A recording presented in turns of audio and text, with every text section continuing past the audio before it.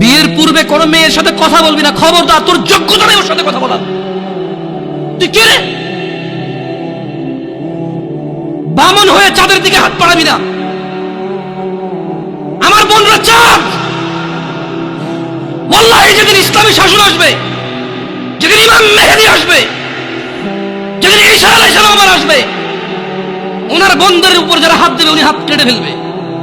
ইসলাম মেয়েদেরকে চাঁদ বলেছে আর তোকে বামন বলেছে। বেটা তুই বেটা ছেঁড়া খাতা 100 লাখ টাকার স্বপ্ন দেখিস, বিয়ের আগে মেয়ের গায়ে হাত দিস? তোর সাহস কত? তোর সাহস কত? তুই জানিস না মুহাম্মদ সাল্লাল্লাহু আলাইহি সাল্লাম বলছে নেক স্ত্রী দুনিয়াতে যা আছে ওর চেয়ে বেশি উত্তম। তুই কি করে ওর গায়ে হাত দিস বিয়ের আগে? তোর সেই যোগ্যতা আছে বল? তোকে আল্লাহ জাহান্নামে ফেলবে, তোকে আল্লাহ জ্বলন্ত আগুনে নিক্ষিপ্ত করবে, তোর শরীর পচবে, তোর শরীরের গন্ধে জাহান্নামীরা থাকতে পারবে না। তোকে এত নিকৃষ্ট শাস্তি। তুমি বের হও, ছবি পাঠা দিলে হাত কেটে ফেলবো আমি। দেখো আমি বিষের বোতল নিয়ে আসি, ছবি পাঠাও। তুমি পাঠা আমার বোনটাকে পাঠা। ফুসলেছিস বেটা? মেয়েরা খারাপ, মেয়েদের খারাপের কারণে দুনিয়া। তুই কে রে? তুই কি? মেয়েরা খারাপ? শোন, আমাদের গ্রামে প্রবাদ আছে, ধর্মীয় কথা না এটা। এখন যেটা বলছি এটা প্রবাদ, এটা ধর্মীয় কথা না। কোন মেয়ের দেখবেন হাঁটুর উপরে কাপড় ওঠে আর নামে না। বেটা তুই উঠাইছিস হাঁটুর উপরে কাপড়, ও উঠায়নি। হাঁটু পর্যন্ত তুই উঠাইছিস আর এখন সে নামাচ্ছে না। তুই মনে করিস তুই বেঁচে গেছিস না? তুই মনে করিস তোর জিনাই জেনা না?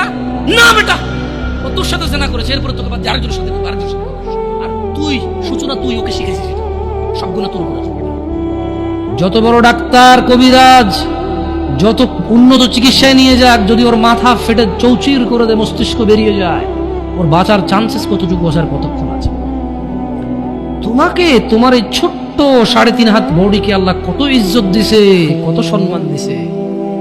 যদি কেউ তোমাকে জোর করে জেনা করে, তাকে, সে যদি বিবাহিত হয়, তাকে জুমা মসজিদের সামনে অথবা মহাসমাবেশে প্রকাশ্যে কোমর পর্যন্ত গেড়ে পাথর মেরে মেরে মেরে ফেলতে হবে। কেন? সে তোমার গায়ে হাত দিতে গেল। তোমার ইজ্জত আবরু কত উপরে। তুমি কি আর আল্লাহর সৃষ্টি জাতা? আল্লাহর সৃষ্টি বনি আদম। ওয়ালাকাদ কাররামনা বনি আদম। আল্লাহ সুবহানাহু ওয়া তাআলা বলছে যে আমি বনি আদমকে কারাম করেছি, ওদেরকে আমি সম্মানিত করেছি। ওই সম্মানিত সম্প্রদায়ের সবচাইতে মূল্যবান তুমি। তোমার ব্যাপারে এই যে মানুষগুলো, এই যে পুরুষগুলো, আদম আলাইহিস সালাম ওনার উম্মতের নবী ছিল, কিন্তু মুহাম্মদ রাসূলুল্লাহ সাল্লাল্লাহু আলাইহি সাল্লামের উম্মত যত পুরুষ, এইবার সে রাজা মহারাজা, এইবার সে কিছু একটা, সে যদি পুরুষ হয়, সে যদি মুসলিম মনে করে নিজেকে, তাকে তার রাসূলটাকে বলছে, এই আমার উম্মত যদি তুই নিজেকে মনে করিস, তবে শোন, একজন উত্তম নেক সৎ স্ত্রী দুনিয়াতে যা আছে এর চেয়ে বেশি মূল্যবান। তার মানে ওই যে পুরুষ তার কাছে মূল্যবান, যেই পুরুষের কাছে নেক স্ত্রী নেই, সেই পৃথিবীতে ধনী হতে পারবে না। ধন সম্পদ, ধনী দরিদ্র তো কিছুটা কাউন্ট হয়। স্বর্ণ আছে এত ভরি, রূপা আছে এত ভরি, জমি আছে এত বিঘা, গাড়ি আছে এতটা, ব্যাংকে টাকা আছে এতটুকু, কোম্পানির মালিক হলো $10,000 বিলিয়ন কোম্পানির প্রাইস, 2,000 কোটি টাকা কোম্পানির প্রাইস। এভাবে তো দরিদ্র বিল গেটস, ওই যে কি কয় এটাকে, কি আছে আম্বানি টাম্বানি, এভাবেই তো ধনী দরিদ্র হিসাব, রাইট? কিন্তু যার কাছে যেদিন বিচার হবে কে ধনী ছিল কে দরিদ্র ছিল, সেদিন যার কাছে নেক স্ত্রী থাকবে না, সে ধনীদের লিস্টে আসতে পারবে না। একজনের কাছে যদি পুরো পৃথিবী আর পৃথিবীতে যা আছে, একজনের কাছে যদি পুরো পৃথিবী আর পৃথিবীতে যা আছে সবকিছু থাকে, নেক স্ত্রী না থাকে, আরেকজনের কাছে যদি শুধু নেক স্ত্রী থাকে, এটা বলে প্রমাণ হয় যে নেক স্ত্রী, তাহলে ইসলাম ওকে ধনী বলে, কে দরিদ্র বলে, কে মিসকিন বলে। বেচারা, ও তো লাইফে সুখী না, ও কি বেচারা, আহা ওর যে মিসকিন বেচারা। তোমাকে কত মূল্য দিয়েছে চিন্তা করছো রাসূল সাল্লাল্লাহু আলাইহি ওয়াসাল্লাম? তোমাকে এটা, তুমি জাতা নও, পুরুষ তোমাকে অ্যাচিভ করতে হয়, পাইতে হয়, অর্জন করতে হয়। তোমাকে জাতা পুরুষ তোমাকে অর্জন করতে পারবে না। যে পুরুষ তোমাকে মূল্যায়ন করতে পারবে না, সেই পুরুষ তোমার সতীত্বের খেয়াল রাখতে পারবে না। যেই পুরুষ তোমার মূল্যায়ন করতে পারবে না, সেই পুরুষ তোমার সতীত্বের পরোয়া করতে পারবে না, মূল্যায়ন করতে পারবে না। এটার মর্ম, এটার ইজ্জত, এটার শান্তি সে জানবে না। মিসকিন, বেচারা, বোকা, হতভাগা, পাগল, দরিদ্র, ফকির, জীবনে কিচ্ছু নেই ওর, যার কাছে তুমি নেই। বোন আমার, যার কাছে তুমি নেই তার কাছে পৃথিবীর কোনো সম্পদ নেই। বোন আমার, 12 বছর 15 বছর বয়সে তুমি কেন বিবাহের পূর্বে আরেকজনকে তোমার শরীর ধরতে দাও? আর যুবক ভাই আমার, কি বলিস কি তুই? এই পৃথিবী আর পৃথিবীতে যা আছে এর চেয়ে মূল্যবান হচ্ছে এই মেয়েটা। তুই এরকম মূল্যবান একটা জিনিস ওর ধরে ছুঁয়ে তুই ওকে ওর মূল্য কমিয়ে দিবি? এত বড় জুলুম ওর প্রতি তোর। তুই আল্লাহকে ভয় করিস না, তাই বলে এতটা এতটা কি বলিস তুই? তুই কি কারো গাড়ির গ্লাস ভাঙছিস জীবনে? না। কেন? ওর লস হবে। তুই কি কোনোদিন কোনো মানুষকে ঘুষে দিছিস? না, কারণ তাহলে ও বেচারা কষ্ট পাবে। তুই কি জীবনে কারো পেটে ছুরি ঢুকাই দিছিস? না, ও মরে যাবে, তাহলে ওর ফ্যামিলি ক্ষতিগ্রস্ত, লসে পড়ে যাবে। তুই কি কারো টাকা মারছিস কোনোদিন? না, তাহলে ওর ফ্যামিলির টাকার কারণে কষ্ট পাবে। তাহলে তুই কেন তুই এত ছোট ছোট বিষয়গুলো খেয়াল রাখিস যে আরেকজনের লস হবে? তাহলে তুই এই মেয়েটার জীবনটাকে তুই কি করলি? তুই পুরো পৃথিবী আর পৃথিবীতে যা আছে সবকিছু বিক্রি করলে যে সম্পদ হবে, সবকিছু অর্জন করলে যে অর্জন হবে, এর চাইতে মূল্যবান তুই ওকে সতীত্ব থেকে বের করে নিয়ে আসলি। তুই তোর সামান্য ডিজায়ার ফুলফিল করার জন্য, যেটা আল্লাহ তোর জন্য বৈধ করেছে, কবুল বললে তোর বাপের দোষ, আল্লাহর তো দোষ না। তোর বাপের দোষ, সমাজের তো দোষ না। তোর বাপ তোকে বিয়ে করে না ভাই আমার, তোর বাপ মনে করে তুই ছোট, 18 বছর বয়স তোর বাপ মনে করে তোর বাপ 16 বছর বয়সে হস্তমৈথুন করছে, তোর 22 বছর, তুই এখনো ছোট, নুনু খাস, দুধু খাস। তোর বাপের অজ্ঞতা, ইসলামের দোষ দিবি কেন তুই? এটা তোর বাপ 13 বছর বয়সে চাস্তমান জাটতমান নিয়ে পালাই গেছে, এরপর সবাই মিলে ধরে আনছে। এরপর তোর বাপের তোর দাদারা বলছে কলিযুগ শেষ হয়ে গেছে। 20 বছর আগের কথা বলতেছি। তোর বাপ 14 বছর বয়সে লুকায় খেরেছিন ওই কি। আরে ভাই, আপনি শহরের ভাই, শহরের বয়স করতে হয়েছে, আর সব মানুষ শহরে গেলে আমি দেখছি। তো যখন আসলে যুবকদেরকে নিয়ে কথা বলতে চাই বলি, কারণ আমি আমার ভাই ব্রাদার নিয়ে কথা বলবো, খুব স্বাভাবিক। আমি আমার ভাই এবং বোনদের বুঝি, হয়তো অতটা না, অল্প কিছু কিছু, সব না। তো এটা অনেকেই বোঝে, হয়তো আমাকে আল্লাহ বলার তৌফিক দিছে, আপনাকে আল্লাহ বলার শোনার তৌফিক দিছে, এটা আমাদের মধ্যে ম্যাচ করছে। তাহলে জানে না এরকম মানুষ কিন্তু কম, সমাজে জানে না এমন মানুষ কম, আর মানে এমন মানুষও কম। একটা জায়গায় সিমিলারিটি আছে, জানে না এমন মানুষও কম, আবার মানে এমন মানুষও কম। তার মানে অধিকাংশ মানুষ জানলেও মানে না। আমি বর্তমান যুবকদের যে প্রবলেমগুলো, এগুলো শুধু যুবকদের ইস্যু না, এগুলো এখন বড়দের ইস্যু। আপনি জানা বলেন, নেশা বলেন, এক লোক 20 বছর বয়সে সিগারেট খায়, সে 50 বছরও খায়। তো এটা আসলে কি যুবকের সমস্যা বলবেন না বৃদ্ধের সমস্যা বলবেন? It's a human problem actually. এটা মানুষের সমস্যা। ওর লোক, ওর চরিত্রের প্রবলেম। ওর এবারে জোয়ান চরিত্র আর বুড়া চরিত্র বলে কোনো কথা নাই জায়গায়। এক লোক গাঁজা খায়, মদ খায়, জানা করে, ও বিয়ের আগে করছে, বিয়ের পরেও করে। তো এটাকে জোয়ান সমস্যা বলবো আমি? যেটা জোয়ানদের সমস্যা, এটা যুবকদের সমস্যা না। তাহলে ভাবিরা যে অপকর্মে লিপ্ত হয়, ভাবি কখন হয়? যখন কারো বিয়ে হয় তখন সে ভাবি হয়। বিয়ের আগে কেউ ভাবি হয় নাকি? বিয়ের আগে তো কেউ ভাবি হয় না। বিয়ের আগে কাউকে কেউ দুলাভাইও বলে না। তো দুলাভাইরা যে এত প্রবলেম করতেছে শালিকাদের সাথে বা অন্য কলিগদের সাথে, এটা তো মানে দুলাভাই কি, তার মানে কি মানুষের বয়স যখন 50 হয়ে যায় তখন কি তাকে দুলাভাই ডাকে না মানুষ?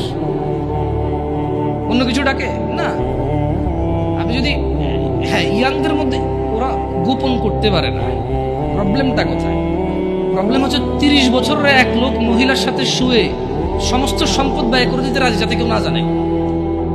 আর 17 বছরের ছেলে মেয়ের হাত ধরে এসে বন্ধু বান্ধবকে ফেসবুকে স্ট্যাটাস দিবে, আজকে ওর সাথে হোটেলে এসেছিলাম। এইখানে একটা ডিফারেন্সই আছে, যেটা আমি ফাইন্ডিং যেটা করছি আর কি। অপরাধ প্রবণতা আসলে জোয়ান বুড়া বলে কথা না। যার চরিত্র খারাপ তার চরিত্র খারাপ। যে আল্লাহকে ভয় করে না সে করে না।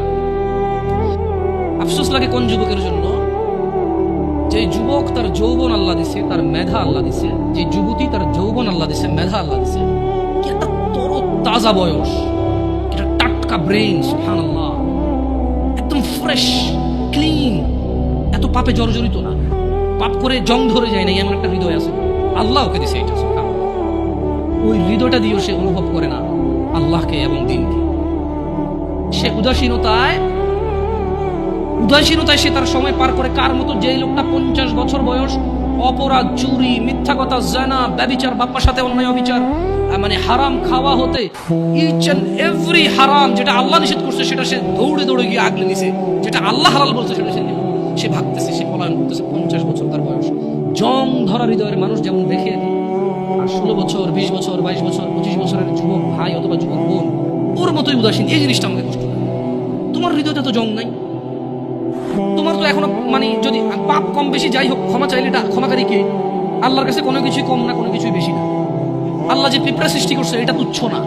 আবার পুরো পৃথিবীর আসমান জমিন ভর্তি যদি কেউ অপরাধ করে এটা আল্লাহর কাছে বেশি না। বুঝতে পারছি? মানে আল্লাহর ব্যাপারটাই ডিফারেন্ট। সুবহানাল্লাহ, আল্লাহ সুবহানাহু ওয়া তাআলার ব্যাপারটাই ভিন্ন, ওনার উদারতাই ভিন্ন। যদি পিঁপড়া পায়খানার মধ্যে যে ব্যাজ না হয়, এইভাবে এভাবে হাঁটে, অনেকে দেখলে ঘৃণা করে বমি করবে। মহিলারা ছোট ছোট তালাপোকা দেখে মহিলারা লাভ দিয়ে খাটে উঠে যায়, ভয় পায়, ইয়া খবর করে ঘরে ঢোকে না। এই জিনিসটা আল্লাহর কাছে তুচ্ছ না। শুকর খাওয়া হারাম, আল্লাহর কাছে তুচ্ছ না। আমার জন্য খাওয়া নিষেধ, এটা আল্লাহ সৃষ্টি। কুকুর আমার জন্য খাওয়া নিষেধ, কিন্তু এটা তুচ্ছ না, এটা আল্লাহ সৃষ্টি। কেউ বানাতে পারবে না এরকম কিছু, রাইট? আবার আসমান থেকে জমিন পর্যন্ত অপরাধ আল্লাহর কাছে বেশি কিছু না। আল্লাহ ভিন্ন। সুবহানাল্লাহ, ওনাকে ওনার ইউনিকনেস, ওনার প্রত্যেকটা জিনিস ওনার সমতুল্য সমকক্ষ অনেক কিছু নাই। উদাহরণ উদ্ধৃতি নেই ওনার ব্যাপারে। আমরা কাউকে উদাহরণ দিব, উদ্ধৃতি এরকম নেই। উনি একক অদ্বিতীয়, উনি সো ইউনিক। সুবহানাল্লাহ, উনি আলটিমেট ইউনিক, এরপর আর কিছু নাই। সো যুবকদের এই জিনিসটা খুব খারাপ লাগে, উদাসীনতার এই ব্যাপারটা। আল্লাহ সুবহানাহু ওয়া তাআলা কোরআনে কারিমে বলেন যে আফা হাসিবতুম আন্নামা খালাকনাকুম আবাথা, তোমরা কি মনে করেছো বা তোমরা কি মনে করেছিলে যে ওয়া আন্নাকুম ইলাইনা লা তুরজাউন, মানে তোমাদেরকে আল্লাহ অনর্থক সৃষ্টি করেছেন এবং তোমরা আল্লাহর কাছে ফিরে যাবে না, তোমাদেরকে আল্লাহ ফিরাই নেবে না, ওনার কাছে ফিরতে হবে না। ভাবছো মানে 20 বছর বয়স, তোমার ঘুম আসলে ঘুম আসে, 2 দিন জেগে থাকতে চাইলে জেগে থাকতে পারো, হ্যাঁ, বল করতে পারো, ক্রিকেট খেলার সময় বল করতে পারো 60 কিলোমিটার বেগে, ফুটবলে কিক দিলে যে গোলকিপারে ধরো ওর হাত লাল হয়ে যায়, গরম হয়ে যায় তোমার কিকের পাওয়ারে, হ্যাঁ, তুমি এক দৌড় দিয়ে বুলেটের গতিতে যা হুন্ডার কাছে রেস দিতে পারো, সাইকেলের আগে দৌড়াইতে পারো, হ্যাঁ, আস্তে করে লুকিয়ে থাকা জাম্প দিয়ে যায়, বিড়াল ধরতে পারো, পাখি ধরতে পারো, হ্যাঁ, রাতে 2টা বাজে কাউরে ভয় পাও না, প্রেমিকার ঘরের সামনে যায় শার্ট খুলা তুই বাইরে বিড়ালে ব্লেড দিয়ে হাত কেটে এলাম, এগুলো বলতে পারো, চ্যালেঞ্জ দিতে পারো। তুমি একটা কিছু না, হ্যাঁ, তুমি একটা কিছু। মহিলা মেয়ে বয়স 15, 16, 18, 23, 22, 22 বছর পর্যন্ত তো কিছু করে না। এই 14 থেকে 18 ভিতরে বাপকে বলতেছে যে তুমি লাগবে না, আমার ও আছে, ও হইলেই চলবে। কত মানুষ গরিব আছে না, কি হয়েছে, নানা ধরনের উদাহরণ মন যা চায় তা বলতে পারে।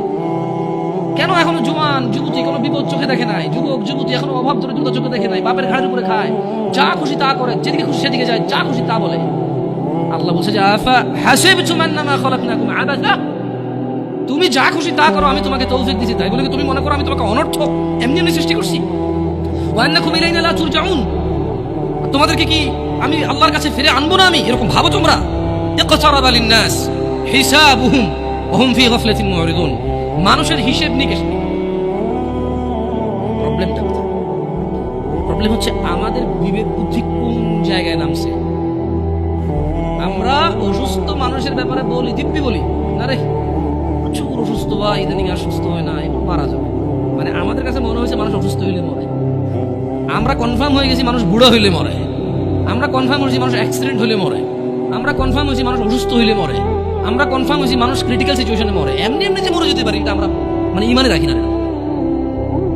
কুরআনুল কারীমে আল্লাহ তাআলা বলেছে যে ইকতারাবা লিন-নাসি হিসাবুহুম ওয়া হুম ফি গাফলাতিন মুরিদুন, আরে মরা তো দূরের কথা, মানুষ যে মরে যাবে, হাজার হাজার লক্ষ লক্ষ বছর পার হবে, হাসর হবে, ওর বিচারের দিন হবে, এটাই নাকি নিকটে। বলছে যে মানুষের হিসেব নিকেশের সময় আসন্ন, এই চলে আসতেছে, অথচ তারা ওহুম ফি গাফলাতিন মুরিদুন, অথচ তারা উদাসীনতায় মুখ ফিরিয়ে রয়েছে। আপনি আর আমি বাঁচার স্বপ্ন দেখি, বুড়ো হয়ে মরবো এই প্ল্যান করি, আর আমরা মরে আমাদের পরের প্রজন্ম, হাজার হাজার প্রজন্ম মরে যাবে, জন্ম হবে, বেঁচে থাকবে 60, 70, 100 বছর বাঁচবে, সব কিছুর পরেও সব কিছু মিলিয়ে আল্লাহ বলতেছে যে আর এদের হিসেবের সময় তো চলে আসছে, এই চলে আসতেছে, অথচ এরা এখন উদাসীনতা। আপনাদের মনে হয়েছে কি কিয়ামত ঈসা আলাইহিস সালাম আসবে, তারপরে মানুষ ওপেন কুকুর বিড়ালের মতো রাস্তাঘাটে জানা করবে, মানুষ পশুর মতো আচরণ করবে, মানুষের আল্লাহ নাম ডাকার মতো লোক থাকবে না, তারপরে কিয়ামত হবে? এটা তো ঠিক কথা, এটা তো সমষ্টিগত কিয়ামত, মানে এরপর আর কোনো কিছু অবশিষ্ট থাকবে না। এরপরে কি, যখন ওই কিয়ামত হবে তখন আর কোনো কিছু কি অবশিষ্ট থাকবে না। কিন্তু যে ব্যক্তি যেদিন মারা যায় তার কিয়ামত তখন শুরু হয়ে গেছে। কথা বুঝতে পারি নাই? যে লোক মারা গেছে ও কি ওই ধ্বংস দেখবে? ও তো ধ্বংস হয়ে গেছে, শেষ। যে যখন মারা যায় তার কিয়ামত তখন। আর যেটা আল্লাহ তাআলা যেটাকে বলছে ইদা জুলজিলাতিল আরদু জিলজালাহা, যখন পৃথিবী প্রবল কম্পনে প্রকম্পিত হবে, ওটা তো সবাই কম্পিত হবে। কেমন? আচ্ছা, যুবকদের বা যুবতীদের উদাসীনতার মাত্রা এত নিচে যে শুধু বড়রা মুরব্বীরাই মরবে, ওরা মরবে এটা মনে করে না। অনেক সময় বলে যে এখানে মা বাপের খুব বড় একটা বাজে ভূমিকা থাকে। কেমন? আমি বড় অবাক হলাম, আমার কাছে মেসেজ আসে ছেলেপেলের যে আমি কলেজে পড়ি, স্কুলে পড়ি, ভর্তি হয়েছি, দাড়িটা রাখার আমার খুব ইচ্ছা। আমি, কেউ বলে হুজুরদের, কেউ বলে আলেমদের, কেউ বলে শেখদের, যে যার মতো করে বলতে পারে, বলে যে আমি ওয়াজ মাহফিল কিছু লেকচার শুনি, দাড়ি রাখার এত প্রবল ইচ্ছা আমার, এত শখ, আমি দাড়ি কাটবো না। কিন্তু বলছে যে হুজুর, আমার দাদা, দাদু, আব্বা আর আম্মা, একটা পরিবার এত জঘন্য হলে কিভাবে হবে? একজন দুজন না হয়, দাদা, বাপ, দাদা, দাদি, মা, মানে কি? আমি ওই দাদাকে বলতে চাই, তোমার বাপে মুজরা করে নাই, তোমার ঘরে টেলিভিশন ছিল না, প্রযুক্তি ছিল না, তোমারই এখন দাড়ি রাখতে মন চায় না। তুমি তোমার নাতিকে আর ছেলেকে যে দাড়ি রাখতে দিচ্ছ না, পর্দা করাচ্ছ না মেয়েদেরকে, তো যাদেরকে রেখে পৃথিবীতে চলে যাবো, ওরা তো ন্যাংটা হাঁটবে গো, ন্যাংটা হাঁটবে ওরা। তুমি বলছো যে একটু ঢাকো, নাহলে শরম। হ্যাঁ, ওরা ন্যাংটা হেঁটে বলবে সাহসের ব্যাপার, পর্দা হলো মনে। তুমি বলতেছো যে পর্দা হাত পা সব ঢেকে চলাকে বলে না, মনের পর্দা। তো ওরা এটাকে পুরো অ্যাপ্লাই করে ফেলবে। আফসোসজনক কথা। কেমন? মানে একটা পরিবারের বাপ যদি বলে ছেলেকে দাড়ি কাটতে, ছি ছি ছি ছি ছি, এটা ঠিক এরকমই তো যে কেউ কোনো বাপ তার ছেলেকে বলতেছে তোমার বোনকে বিয়ে করো। এই এরকম এটা দাড়ি কাটার কথা বলছে, নাউজুবিল্লাহ বলে না, অথচ দুটি আল্লাহর বিধান।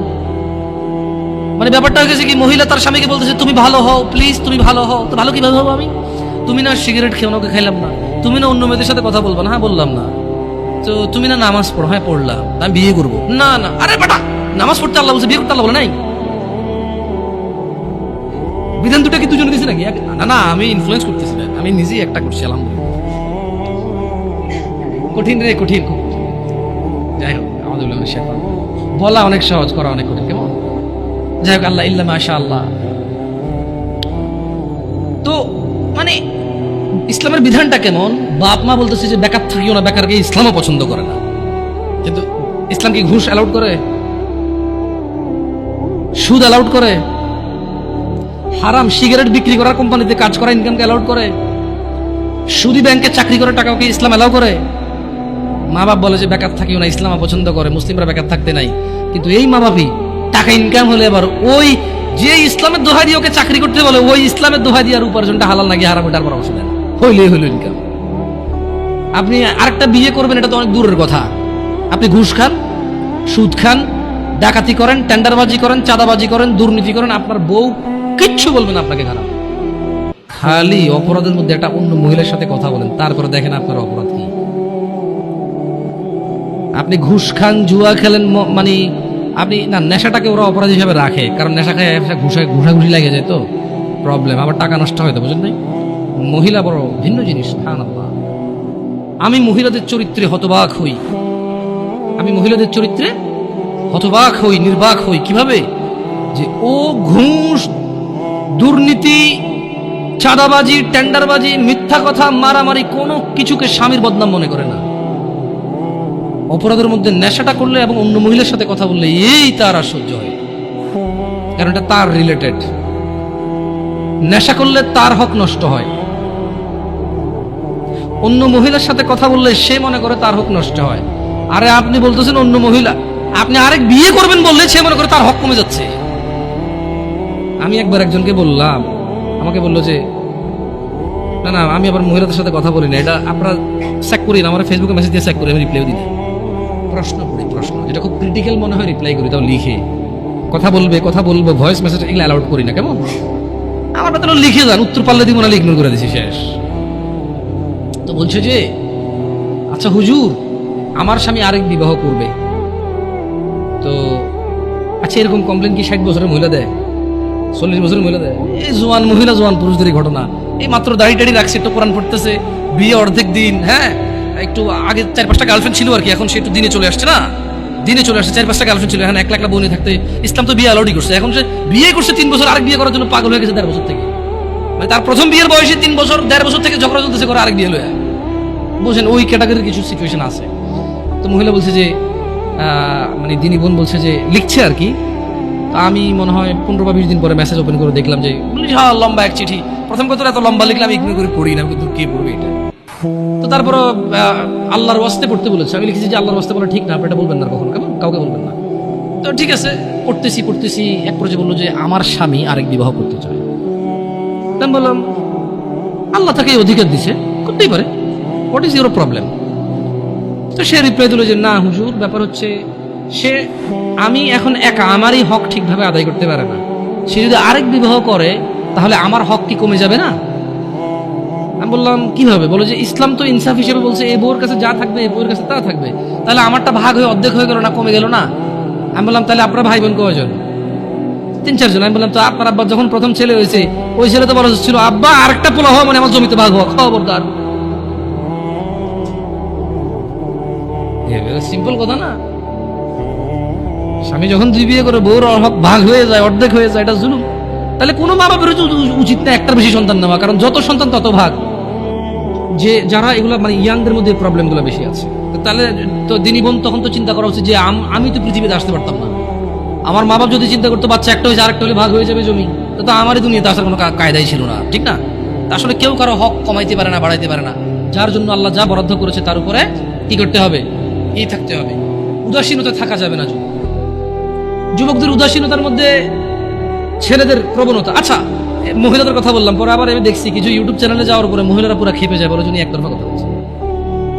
গার্মেন্টস কর্মীদেরকে নিয়ে ছেলেদের খুব বাজে মন্তব্য থাকে, বিশেষ করে তারা রিয়েলিটি জানেও না, তাদের অবজারভেশন ঠিক আছে। প্রশ্ন আমি মুফতি না, কোনো প্রশ্ন উত্তর নেই।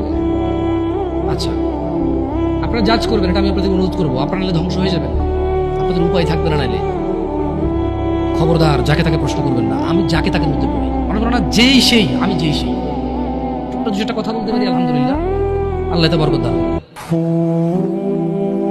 ডাক্তার নির্বাচনের ক্ষেত্রে কিন্তু 5-7 জনকে জিজ্ঞেস করেন কোন ডাক্তারটা ভালো হবে, মেডিসিন নাকি ডেন্টাল নাকি ওই যে কিডনি নাকি অর্থোপেডিক্স, হোয়াট এভার। সো মুসলিমদের উচিত প্রশ্ন যখন তার কোন ক্যাটাগরির প্রশ্ন, এই ক্যাটাগরির প্রশ্নের জন্য কোন আলেমটা ভালো হবে, এভারেজ অ্যান্সার নিয়ে। তালাকের প্রশ্ন যাকে তাকে জিজ্ঞেস করি, এটা আমি অনুরোধ করবো। আচ্ছা, সবাইকে জিজ্ঞেস করেন, আমাকে জিজ্ঞেস করি না, আমি খুব খুব ক্রিটিক্যাল এইসব অ্যান্সার, সো টাফ, কারণ খুব জিম্মেদারি। বিশেষ করে তালাক এত বাজেভাবে হয় এই দেশে। তালাক দিছে 3 বার বলছে, এখন কি 3 বার বলছে যে 3 বার হয়েছে নাকি হয় নাই, এটা কনফিউজ থাকা অবস্থায় বউরে নিয়ে আসে, আরেকবার তালাক দিয়েছে, এরপরে আনতে পারবে কিনা, এটা প্রশ্ন। So critical. মানে 3 বার তালাক দিয়েছে, বউ জামাই আলাদা হয়ে গেছে, এখন পোলা পানে কান্দে, বাড়িওয়ালা মিলা গ্রামে মিলাই দিয়েছে, এরপরে এখন আবার তালাক হয়েছে, এখন আগের বারে যে আসছে ওটা ঠিক আছে কিনা, এটা নিয়ে প্রশ্ন। এখন তো তালাক তারা কনফার্ম হয়ে গেছে, বুঝতে চাই না। কিন্তু প্রশ্ন হলো যে হুজুর তাহলে আগে যে নিয়ে আসছিলাম এটা কি ভুল হয়েছে? প্রশ্ন এখন এরকম হয়ে গেছে, বউ জামাই তালাক হয়ে গেছে, 5 বছর একটা বাচ্চা হয়েছে, মাঝে মধ্যে আসছে। বউ জামাই তালাক হয়েছে 5 বছর, বউরও বিয়ে হয় নাই, কোথাও জামাইও বিয়ে করে নাই, এখন এটা আবার বিয়ে করতে চাইছে, আবার নাকি বিয়ে করবে। বিয়ে করবি কেন আবার? তো বিয়ে থাকার কথা, যদি বিয়ে না থাকে তাহলে তো আর করার সুযোগ নেই। যদি আবার বিয়ে করা যায় তালাক দিয়ে, তাহলে তালাকের মূল্য। আমি তালাক দিয়ে দিছি পার্মানেন্ট, তালাকে বায়েন হয়ে গেছে, খালাস, এখন আমি আবার বিয়ে করতে পারবো, তাহলে ওই বায়েনের ভ্যালু কি? তাহলে ব্যাপারটা হলো যে বউ বললো যে তোর ঘর করবো না, আমি গেলাম। এরপরে একদিন বলেছে না তোর ঘর করা দরকার, আইলো। জামাই বললো যে তুই আমার ঘর থেকে বেরো, তোর আমি রাখবো না, গেল। এরপর আবার মনে হয়েছে যে না আসা দরকার, আসলো, এরকম হয়ে গেল। তালাকে বায়েনের তখন তাহলে ভ্যালু থাকবে না, রাইট? কোয়েশ্চেন যাকে তাকে করবেন না, কেমন? এমন বহু যুবক এবং বহু পুরুষ আছে যারা সিগারেট খায় মাসে 3,000-4,000 টাকার, তাদের বোনরা গার্মেন্টসে কাজ করে। যদি বলে যাবে সিগারেটটা খাওয়া বাদ দিয়ে দিচ্ছি, ওর বোনার গার্মেন্টসে কাজ করা লাগে। সো কোথাও না কোথাও আমাদের পুরুষদের বেখিয়ালি আছে, খামখেয়ালি আছে। আমাদের উদাসীনতা এবং আমাদের দায়িত্বহীনতাই মূল আমাদের দায়িত্বহীনতা হচ্ছে মূল কাজ। আমার মেয়ে, আমার বোন, আমার স্ত্রী, আমার মা, ওরা বের হয়, আমার অজান্তে বের হয় না, আমি ওদেরকে বাধ্য করেছি, দোষটা আমাদের উপরে আসবে। এমনি তো আল্লাহ নবী সাল্লাল্লাহু আলাইহি ওয়াসাল্লাম বলে নাই যে দাইয়ুস জান্নাতে যাবে না, দাইয়ুস জান্নাতে যাবে না। কেন যাবে না? আজকে আপনি গার্মেন্টসে দোষ দিয়ে লাভ আছে? আজকে আপনি ওই ইট ভাঙার কি ব্রিক ফিল্ডে দোষ দিয়ে লাভ আছে? না।